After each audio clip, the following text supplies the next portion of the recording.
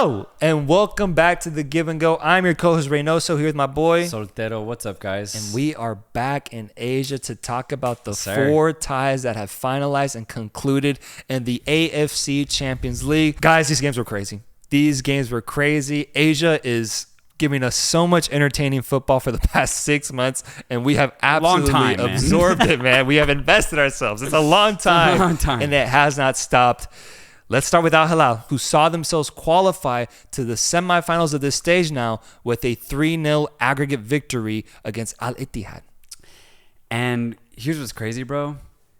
Al-Hilal just made world record history, winning with this win against Al-Ittihad, winning 28 consecutive matches in a row.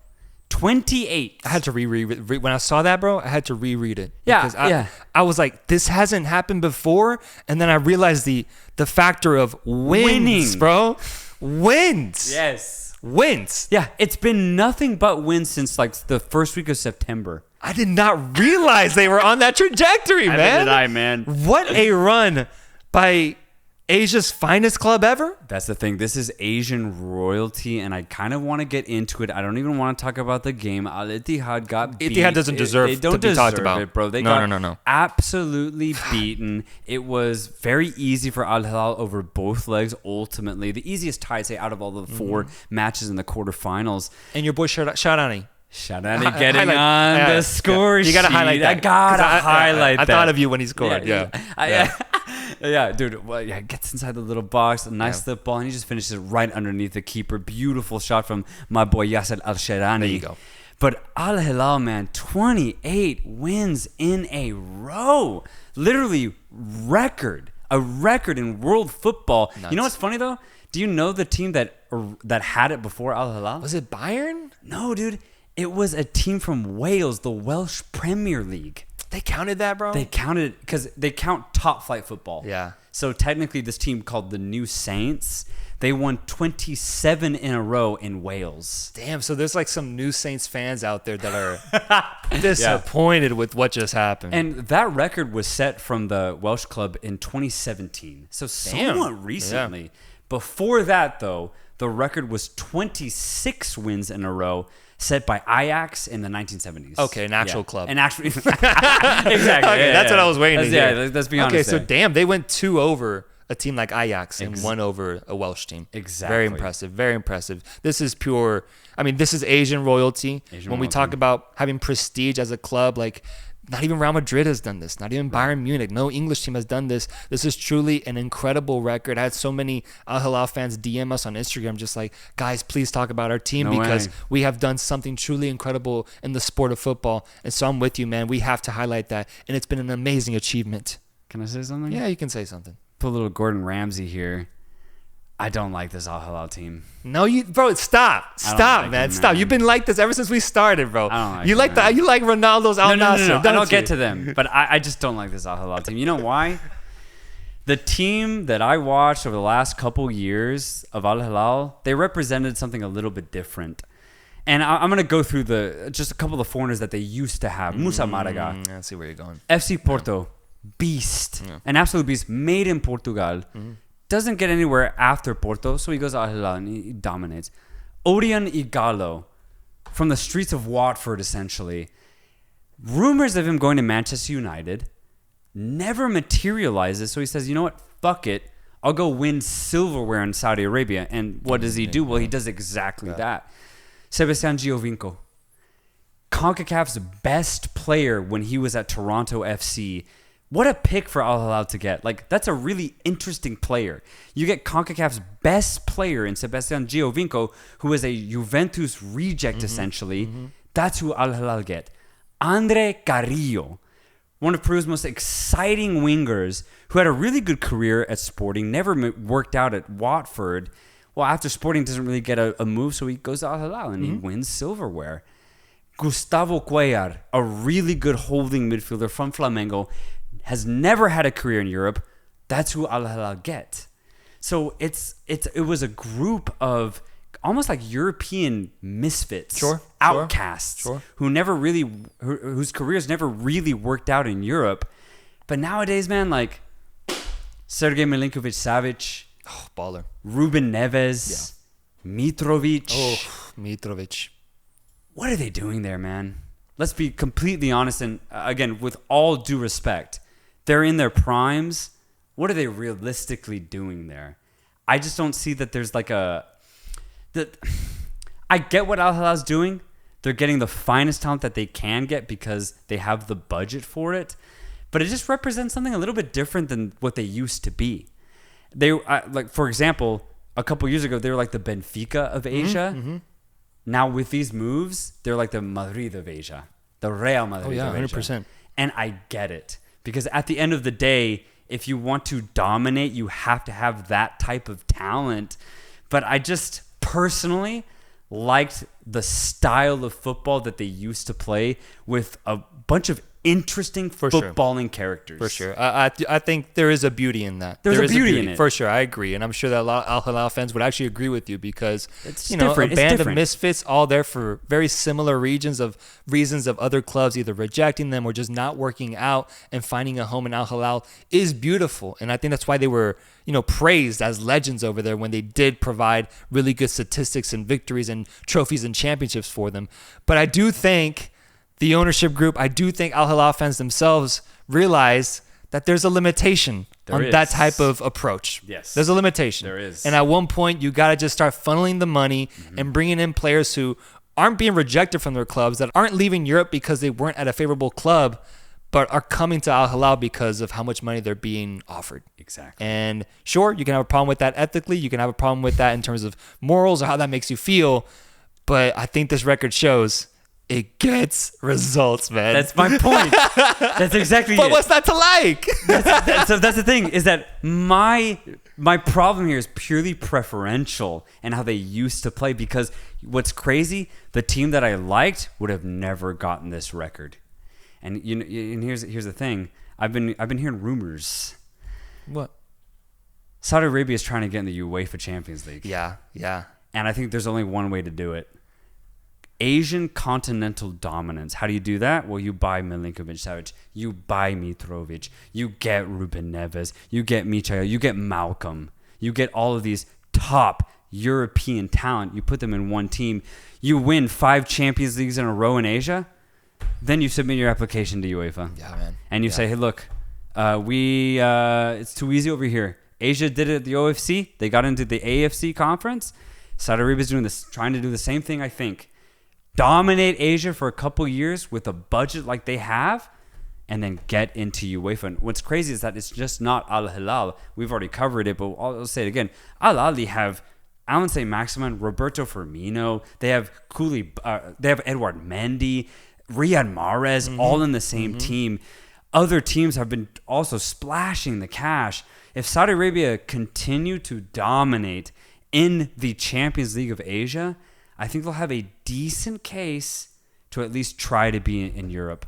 Yeah, I think it'll show at the Club World Cup, the one that's coming in the future with a new format, where we get to see an Al Hilal team actually face off against a European team before, fully committing to a Champions League format type of setup. When I think about Al Hilal being in the Champions League or, infiltrating European competition like that, yeah, okay, I'm actually not against it, man. Neither am I. I think it's a really fun idea.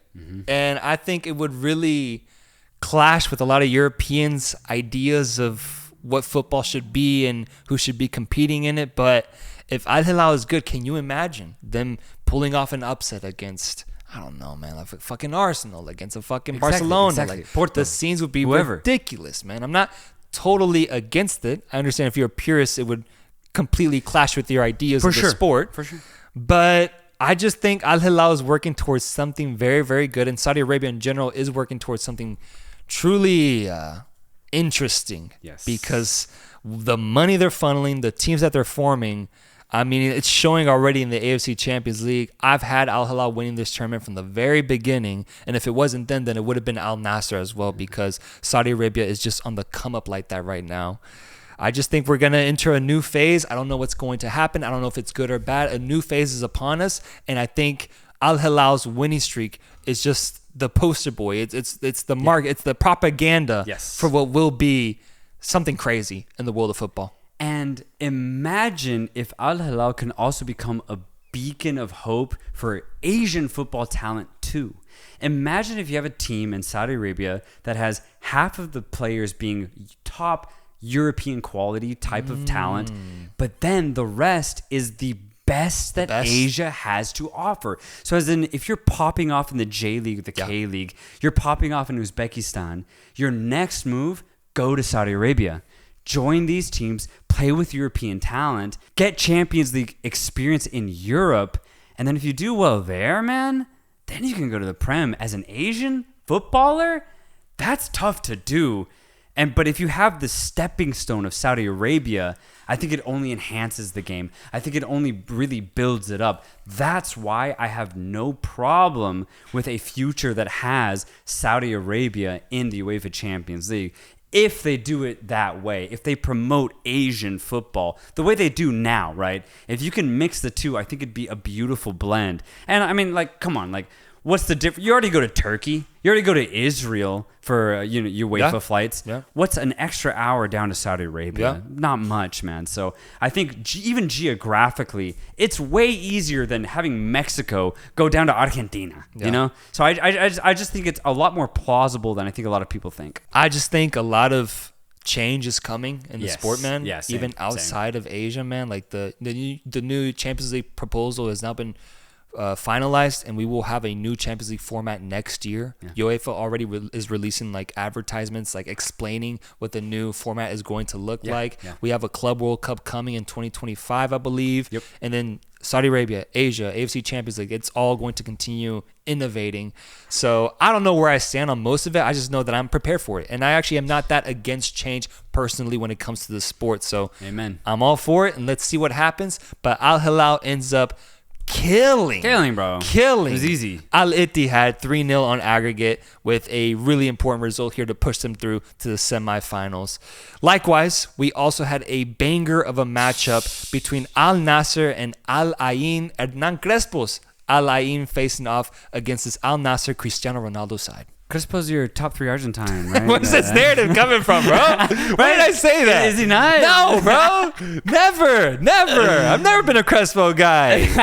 Jesus Christ. What's crazy, though, is that Al-Ain pulled off one of the biggest upsets, I think, in AFC history, just when you consider the amount of talent that Al-Nassr put on the pitch on that fateful night where they lost on penalties. Cristiano Ronaldo, obviously the biggest name, missed a sitter. Let's just make that clear. Dude. Missed a sitter. Dude, I think I saw that in terms of expected goals, that was an opportunity that had an expected goal rate of 0.94. So he tapped into the 0.06 of it to miss it. It really is one of the worst misses I've seen in his personal career because that's just not Ronaldo. That's not what he does. He doesn't miss those.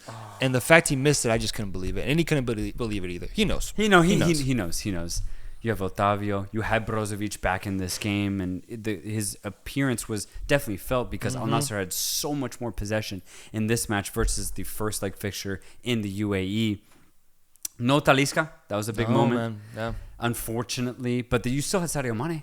Well, whoever that man is, I don't know who that fucking guy is anymore, bro. I know, Good Lord. I know. And ultimately, that's the takeaway I think you can have for Al-Nassr because the goals that it took them to get back in it, pretty bizarre. The first one, our boy Khalid Asa. We've been talking you live and die by Khalid Asa. I have to say this, and I died this game, and that's okay because I've lived by him as well. So it just happens. And at the end of the day, well, we'll get there. But yeah, he goes out. The ball goes wide. He goes completely out of his box. The ball ends up being in the back of the net. There's kind of nothing you can do there. But the second one's where I get really pissed off. Because the second one's just bad positioning. He's not expecting the ball to come at him. It comes off of his knee as a goalkeeper, and it goes into the back of the net. What the hell was that? I don't know.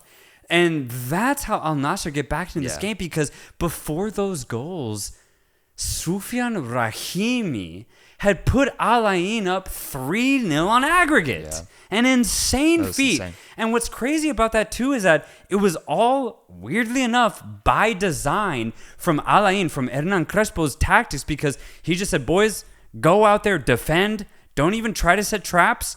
If we get the ball, Kaku, give it to Rahimi. That was it. That was the only game plan, and it worked twice. It worked twice. It got to the point where once they were up 3-0, there was like a 15-minute spell where they were passing the ball around with this jitteriness, like this joy, like this confidence, man. Like the momentum shift was completely sided towards Al Ain, man. Like they were so in control of the game, and going into halftime, I was just like, okay, this is very much going to be Al Ain's match. I know. But it was the game got completely flipped on its head with some of the most bizarre goals I've seen, and Calleitza essentially not coming through for me. But still, there was a moment, 3-0 up in Al-Nassr Stadium, Ronaldo on the opposing side of the pitch, and Al Ain just dancing, bro, just feeling themselves. And I was lit, bro. I was excited because we had actually predicted that Al-Nassr would find a way to win this game. But after 2 goals, I was like, nah, Al Ain, bro. Like, they're the clear better team. Better team, bro.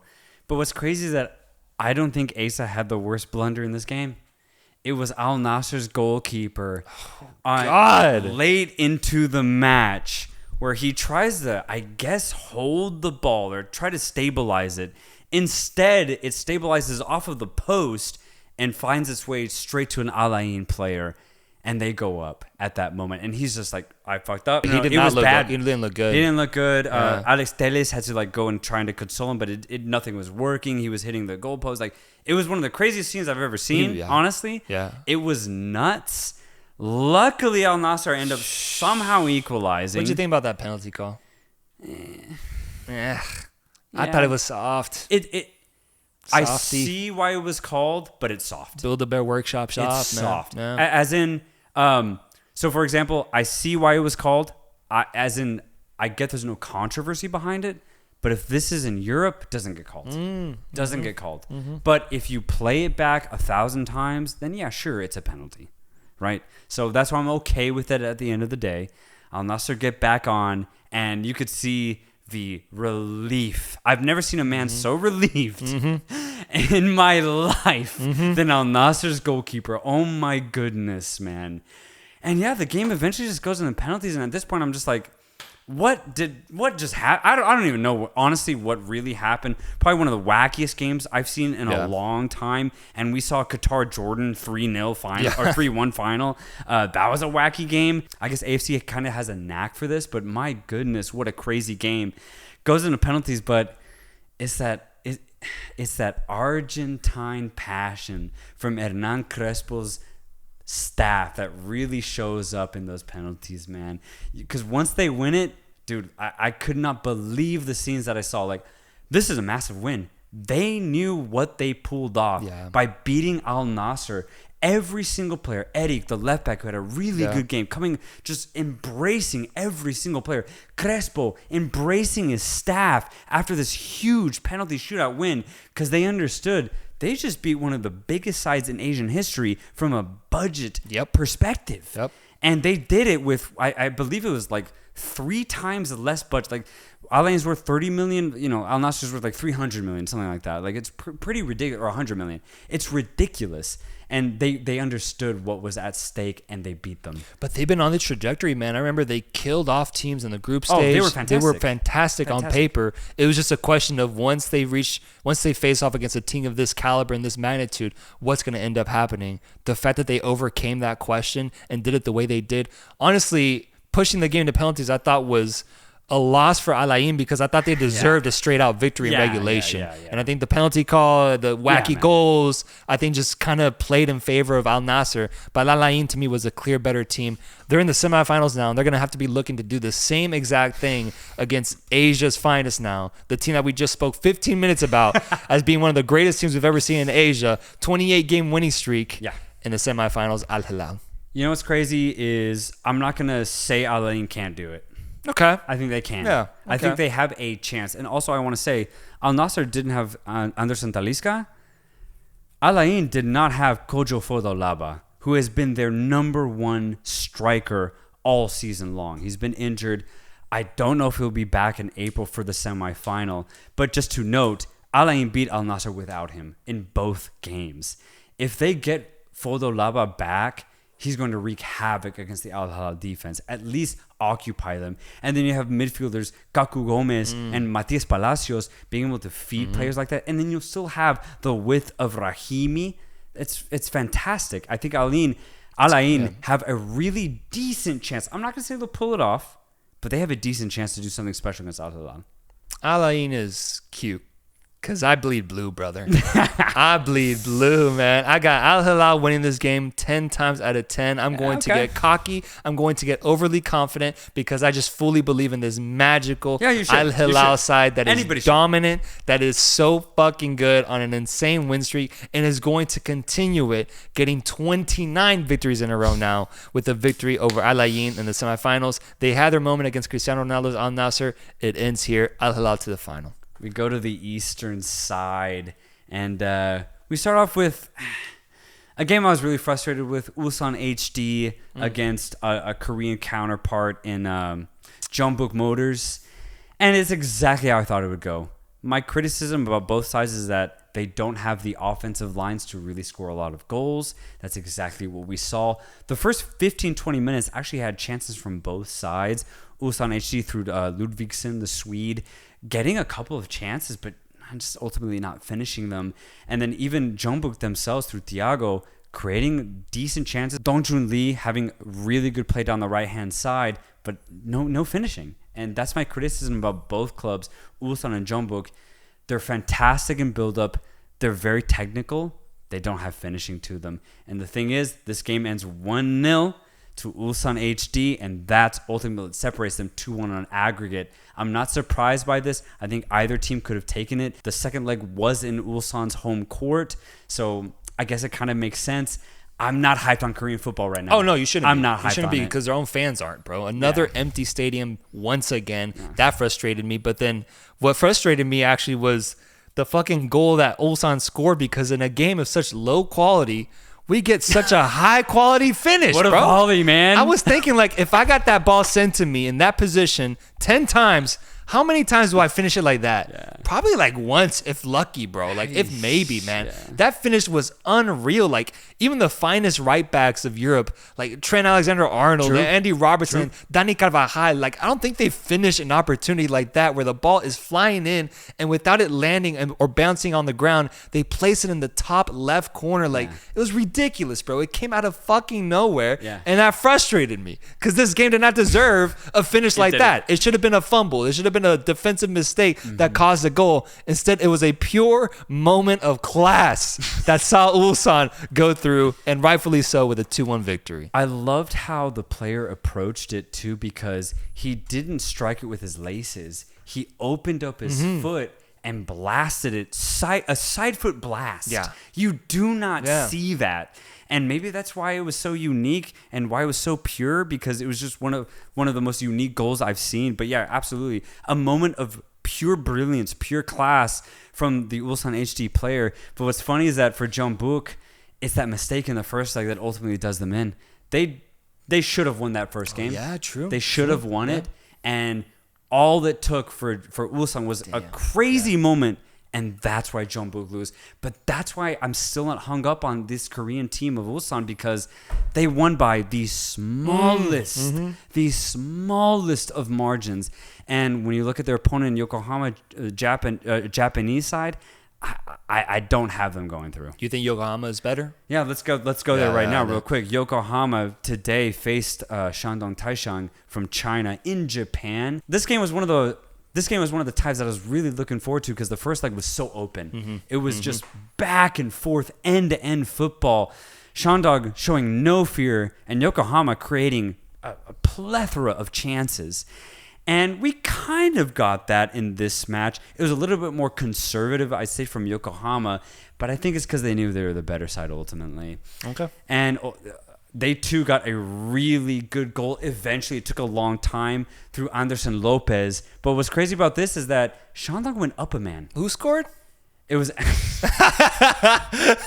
Yeah, I know. I missed the game, so I actually don't know who even won. But you're telling me my boy Anderson Lopez? Your boy.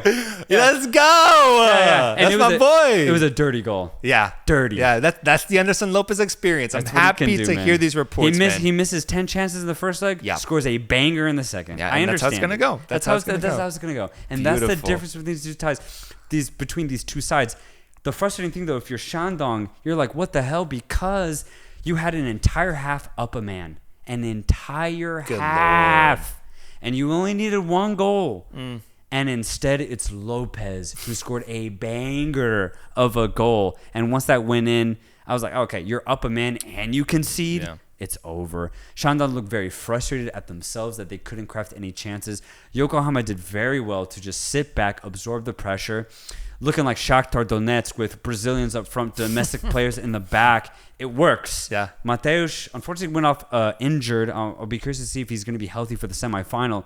But Lopez ultimately came up incredibly clutch. Elber too, being very consistent in his dribble penetration. I think Yokohama ultimately are a more complete team and, more importantly, more clinical than Ulsan. And it's why when that matchup happens, I have the Japanese side going through the final. Fair enough. I'm going to join you, brother. I missed the game today, but honestly, none of this surprises me. Yeah. I think Yokohama is the clear better team out of these remaining teams in this region. Putting them up against Ulsan, I think, is going to be a matchup that favors Yokohama. I'm going all in on the Al-Nassr Lopez experience, and I have Yokohama making it to the final against Al-Hilal. Guys, let us know your thoughts on these electric AFC Champions League matches, how your team did, what you think about this Al-Hilal side, and your predictions for who's going to go to the final. The semifinals are here, and we'll be back with our review and our reaction to those semifinal matches. Till next time, guys, peace.